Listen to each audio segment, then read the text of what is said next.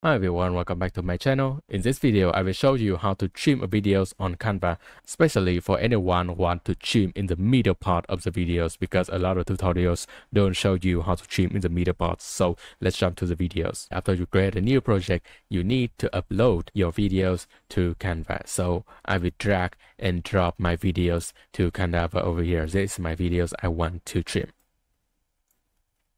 You can see it's the timeline of your videos. Now you need to zoom in a little bit. So you can see the zoom option over here. You will zoom in this video a little bit. Okay, great. Now to trim your videos. For example, you want to trim the last part of the videos. You just need to drag them out in the last of the videos. And you will see we have the trim icon over here. You just need to drag this video to the position you want to trim out. I will trim out in 4.3 seconds. And now the last part of my videos are trimmed out. Okay, if you want to trim in the first of the videos, you also similar, you drag them out to the first of the videos and you drag it to the place you want to trim. Okay, so what if you want to trim in the middle of the video? You need to drag this bar to the place you want to trim. Example, this place, and you need to right click and you choose split page over here. Okay, now these videos are split into two videos. So right now I will drag this thing again to the place that I want to cut off. So I will drag example to this place, and again I will right click and choose split